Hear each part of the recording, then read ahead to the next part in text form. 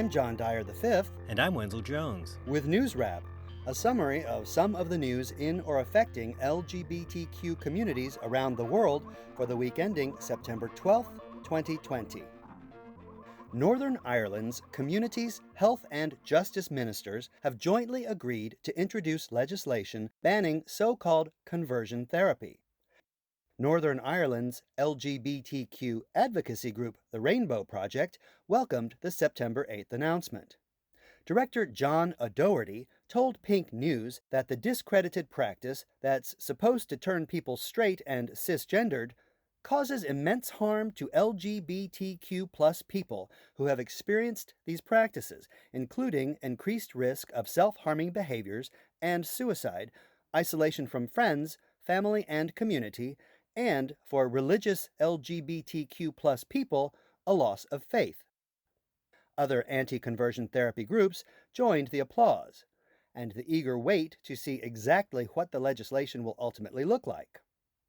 The coalition government of the Republic of Ireland has also committed to banning conversion therapy. Thus far, it has failed to act. The British government promised to ban the traumatizing practice 2 years ago. Prime Minister Boris Johnson said in July that conversion therapy has no place in a civilized society, but claimed that more research is needed before a ban can be legislated.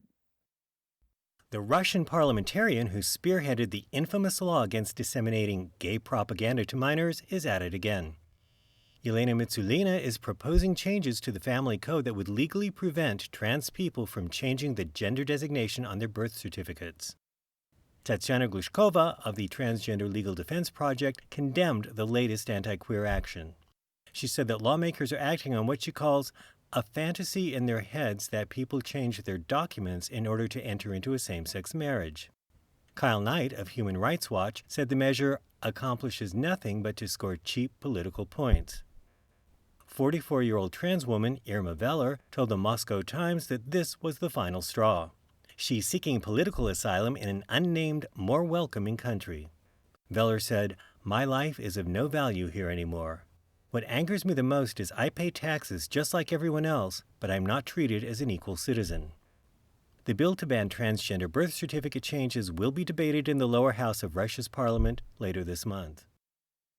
Despotic Philippines President Rodrigo Duterte announced a pardon this week for the U.S. Marine jailed for murdering transgender woman Jennifer Lode. The pardon abruptly halted an appeal of the decision to release Lance Corporal Joseph Scott Pemberton for good behavior after serving less than 6 years of his 10-year sentence. He was held in solitary confinement in a military prison. Pemberton met Lode in a local bar in 2014 after his unit arrived in Manila for joint military exercises. They went to a motel room, and he choked Lode to death when he discovered that she was transgender. The Marine claimed self-defense and said he left his victim still alive. A police investigation called it a hate crime, and he was convicted of homicide. A number of human rights groups have condemned Pemberton's pending release. Lode family lawyer Virginia Suarez called Duterte's pardon revolting, a mockery of our judiciary and legal system. Christina Palabe of the group Karapatan told the New York Times that the action adds notorious proof that the U.S. continues to trump Philippine sovereignty. Speaking of Trump, the blustery Duterte is sometimes compared to the U.S. president. He's smeared election opponents as gay and joked about conversion therapy.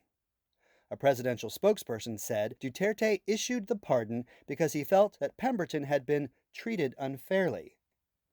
The murder of trans woman Jennifer Lode and its aftermath is documented in the award-winning 2018 film Call Her Ganda. The administration of Donald Trump continues to reinforce its anti-LGBTQ reputation. His Justice Department filed a friend of the court brief this week with the Indiana Supreme Court in support of a Catholic high school's firing of a gay teacher. A lower court rejected efforts by the Archdiocese of Indianapolis to have the teacher's lawsuit dismissed. It claimed a First Amendment right to fire Joshua Payne Elliott from teaching world language and social studies at Cathedral High School after he got married. His husband Leighton teaches at Brebeuf Jesuit Preparatory School in the same archdiocese. That school was stripped of its Catholic school status for refusing to fire Leighton. Officials at Cathedral High bowed to the archdiocese and fired Joshua.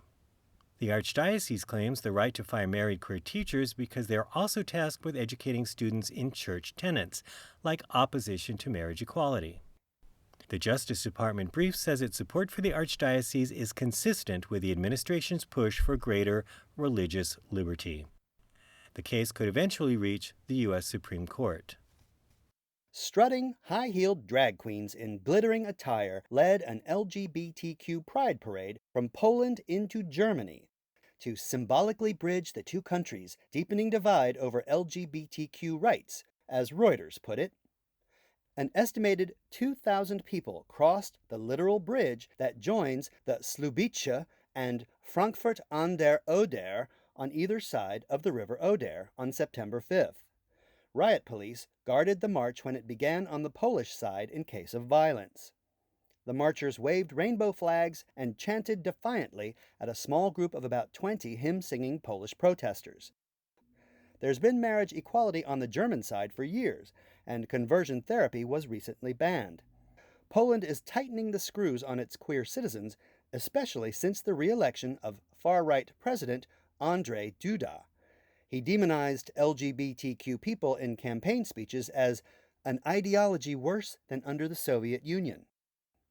Słubice teacher Mewa Topolska helped organize the march because, as she told Reuters, the only way we can change people's opinions is through visibility.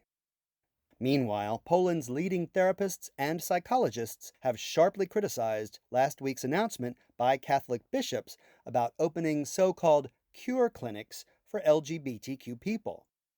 The physician's open letter said, "We object to the ideas promoted under the guise of conversion therapy, no matter the form or name such therapy is given." Uganda's Minister for Ethics and Integrity, self-styled Roman Catholic moral crusader and foremost militant homophobe, is no longer a member of parliament. Pink News cites local media reporting that Simon Lokoto lost a runoff election on September 5th to challenger Batom Ben Koryang by a narrow 300-vote margin. Koryang's attitudes toward LGBTQ people aren't known, but local activists are hoping that he won't be as horrifically homophobic as his predecessor. Lokoto led the effort to impose the death penalty for same-gender sex. He's claimed that there has been a massive recruitment by gay people in schools, promoting the falsehood that people are born like that. He also boasted that Uganda tolerates its LGBTQ citizens because the East African nation doesn't slaughter them. Finally, a queer-positive Savannah, Georgia United Methodist Church has formally quit the denomination over its failure to affirm equality.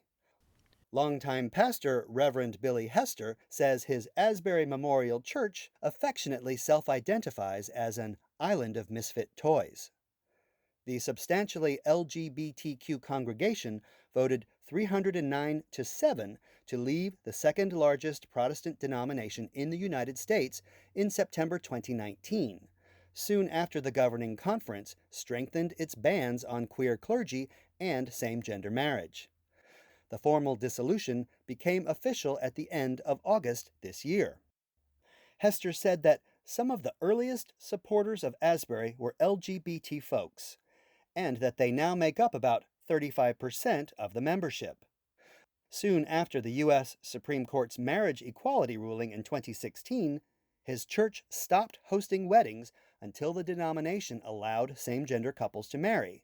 And that meant he did not allow his own daughter to tie the knot in her home church earlier this year.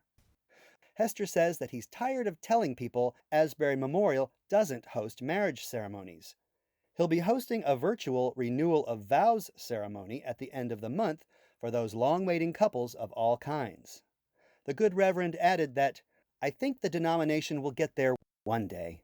That's NewsWrap, Global Queer News with Attitude for the week ending September 12th, 2020. Follow the news in your area and around the world. An informed community is a strong community. NewsWrap is recorded remotely during the COVID-19 emergency. It's written by Greg Gordon, edited by Lucia Chappelle, produced by Brian DeShazer, and brought to you by you. Help keep us in ears around the world at thiswayout.org. where you can also read the text of this newscast and much more. And you can listen to NewsWrap each week by subscribing to our This Way Out radio channel on YouTube. For This Way Out, I'm John Dyer V. Stay healthy. And I'm Winslow Jones. Stay safe.